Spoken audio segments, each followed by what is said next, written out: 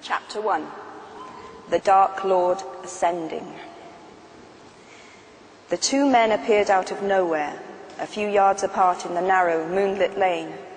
For a second they stood quite still, wands directed at each other's chests. Then, recognizing each other, they stowed their wands beneath their cloaks and started walking briskly in the same direction. "News?" asked the taller of the two. "The best," replied Severus Snape.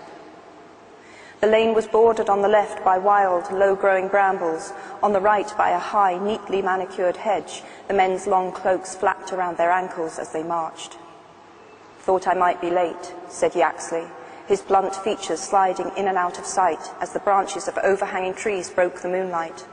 "It was a little trickier than I expected, but I hope he will be satisfied. You sound confident that your reception will be good?" Snape nodded, but did not elaborate. They turned right into a wide driveway that led off the lane. The high hedge curved with them, running off into the distance beyond the pair of impressive wrought-iron gates barring the men's way. Neither of them broke step. In silence, both raised their left arms in a kind of salute and passed straight through, as though the dark metal were smoke. The yew hedges muffled the sound of the men's footsteps.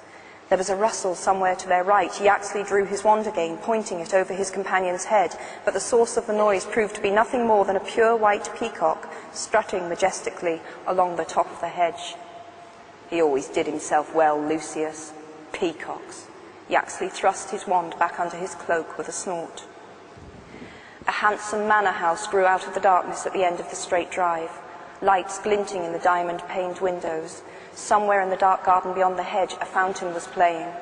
Gravel crackled beneath their feet as Snape and Yaxley sped towards the front door, which swung inwards at their approach, though nobody had opened it. The hallway was large, dimly lit and sumptuously decorated, with a magnificent carpet covering most of the stone floor. The eyes of the pale-faced portraits on the walls followed Snape and Yaxley as they strode past. The two men halted at a heavy wooden door leading into the next room, hesitated for the space of a heartbeat, then Snape turned the bronze handle. The drawing room was full of silent people, sitting at a long and ornate table. The room's usual furniture had been pushed carelessly up against the walls. Illumination came from a roaring fire beneath a handsome marble mantelpiece surmounted by a gilded mirror. Snape and Yaxley lingered for a moment on the threshold. As their eyes grew accustomed to the lack of light, they were drawn upwards to the strangest feature of the scene, an apparently unconscious human figure hanging upside down over the table, revolving slowly as if suspended by an invisible rope, and reflected in the mirror and in the bare, polished surface of the table below. None of the people seated underneath this singular sight was looking at it, except for a pale young man sitting almost directly below it. He seemed unable to prevent himself from glancing upwards every minute or so. "Yaxley, Snape," said a high, clear voice from the head of the table, "you are very nearly late." The speaker was seated directly in front of the fireplace, so that it was difficult at first for the new arrivals to make out more than his silhouette. As they drew nearer, however, his face shone through the gloom, hairless, snake-like, with slits for nostrils and gleaming red eyes whose pupils were vertical. He was so pale that he seemed to emit a pearly glow. "Severus, here," said Voldemort, indicating the seat on his immediate right. "Yaxley, beside Dolohov." The two men took their allotted places. Most of the eyes around the table followed Snape, and it was to him that Voldemort spoke first. "So, my lord, the Order of the Phoenix intends to move Harry Potter from his current place of safety on Saturday next, at nightfall." The interest around the table sharpened palpably. Some stiffened, others fidgeted, all gazing at Snape and Voldemort. "Saturday, at nightfall," repeated Voldemort. His red eyes fastened upon Snape's black ones with such intensity that some of the watchers looked away, apparently fearful that they themselves would be scorched by the ferocity of the gaze. Snape, however, looked calmly back into Voldemort's face, and after a moment or two, Voldemort's lipless mouth curved into something like a smile. "Good, very good. And this information comes from the source we discussed," said Snape. "My lord, Yaxley had leaned forward to look down the long table at Voldemort and Snape. All faces turned to him. "My lord, I have heard differently." Yaxley waited, but Voldemort did not speak, so he went on. "Dawlish, the Auror, let slip that Potter will not be moved until the 30th, the night before the boy turns 17. Snape was smiling. "My source told me that there are plans to lay a false trail. This must be it. No doubt a confundus charm has been placed upon Dawlish. It would not be the first time. He is known to be susceptible." "I assure you, my lord, Dawlish seemed quite certain," said Yaxley.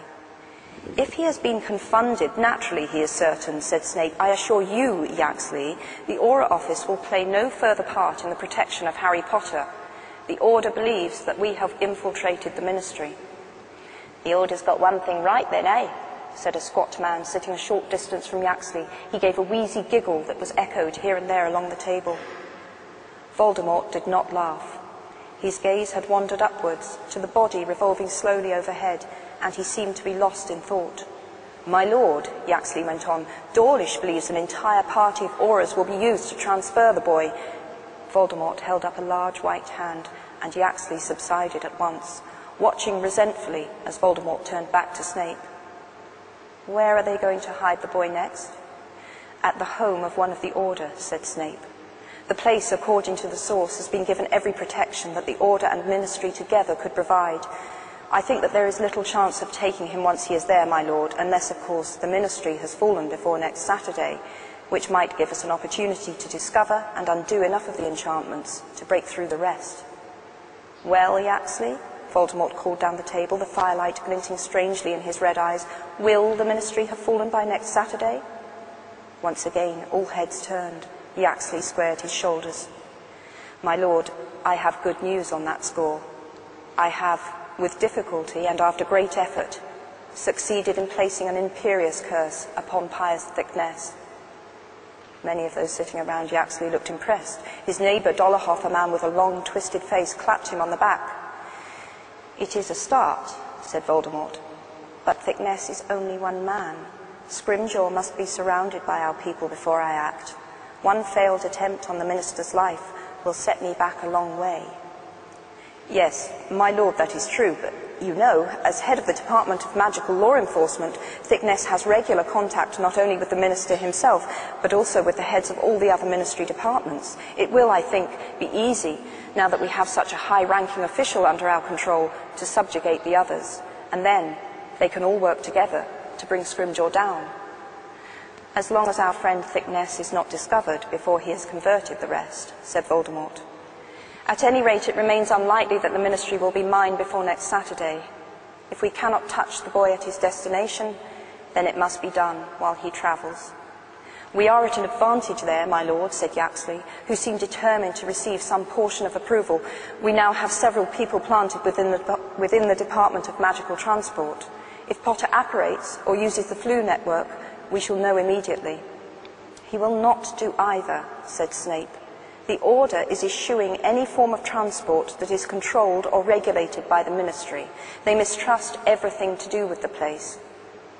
"All the better," said Voldemort. "He will have to move in the open. Easier to take by far." Again, Voldemort looked up at the slowly revolving body as he went on. "I shall attend to the boy in person. There have been too many mistakes where Harry Potter is concerned. Some of them have been my own. That Potter lives is due more to my errors than to his triumphs." The company round the table watched Voldemort apprehensively, each of them by his or her expression, afraid that they might be blamed for Harry Potter's continued existence. Voldemort, however, seemed to be speaking more to himself than to any of them, still addressing the unconscious body above him. "I have been careless, and so have been thwarted by luck and chance, those wreckers of all but the best laid plans.